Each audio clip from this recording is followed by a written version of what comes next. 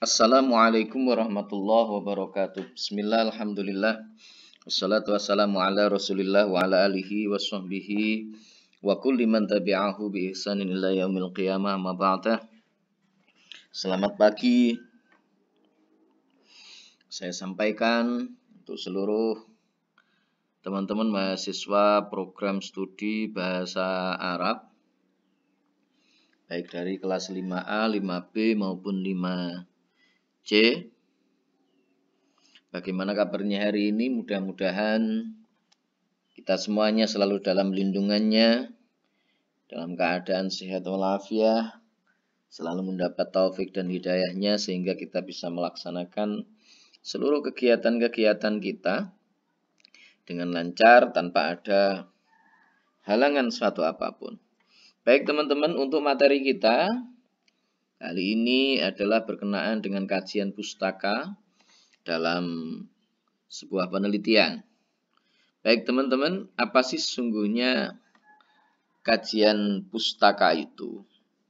Sebelumnya perlu untuk saya sampaikan bahwa kajian pustaka itu merupakan satu hal yang penting dalam penelitian. Jadi, apa kajian pustaka itu? Kajian pustaka adalah kegiatan yang meliputi mencari, membaca, dan menelaah laporan-laporan penelitian dan bahan pustaka yang memuat teori-teori yang relevan dengan penelitian yang akan kita lakukan. Itu namanya adalah kajian pustaka. Jadi setiap penelitian itu biasanya selalu ada yang namanya kajian pustaka. Nah, tujuan dari kajian pustaka itu untuk apa? Tujuannya adalah untuk memberikan informasi kepada pembaca mengenai hasil-hasil penelitian yang berkaitan erat dengan penelitian yang dilakukan tersebut. Menghubungkan penelitian dengan literatur-literatur yang ada dan mengisi celah-celah penelitian sebelumnya.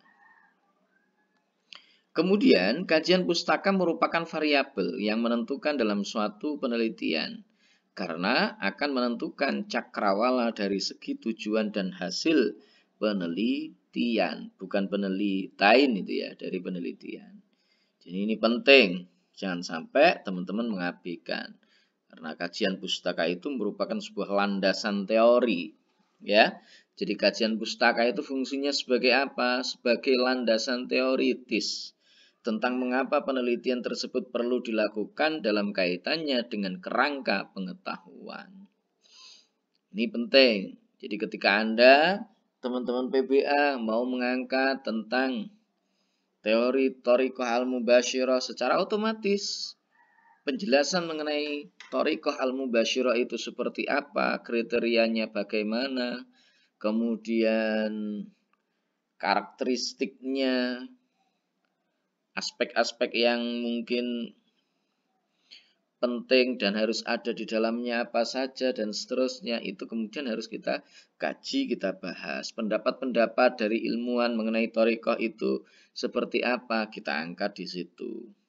Karena itu sebagai sebuah landasan teoritis mengenai pengetahuan atau mengenai penelitian yang sedang kita lakukan. Ketika kajian pustaka itu tidak ada, tentu penelitian yang akan kita lakukan itu menjadi mengambang, nggak jelas arahnya itu kemana. Itu tidak jelas. Jadi ini penting, harus dipahami. Nah, kajian pustaka itu sangat diperlukan untuk mendukung permasalahan yang diungkapkan dalam usulan penelitian, bukan ususlan ya, usulan penelitian. Jadi studi kepustakaan yang baik akan menyediakan dasar untuk menyusun kerangka teoritis yang komprehensif, yang lengkap.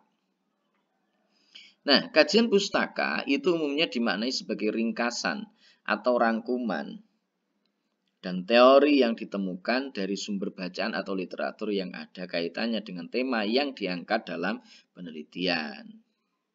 Jadi ini kajian pustaka itu ringkasan, rangkuman,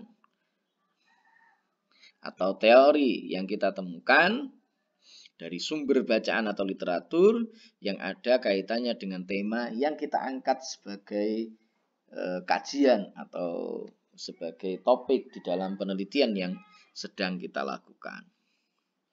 Baik teman-teman, mungkin itu sekedar pengantar aja, nanti kita lebih memperdalaminya dengan diskusi bersama di grup WA. Terima kasih teman-teman, itu wallahul muwaffiq ila aqwamit thoriq. Billahi taufiq wal hidayah wa minar rasul sallallahu alaihi wasallam asy-syafa'at tarbiyah. Wassalamualaikum warahmatullahi wabarakatuh.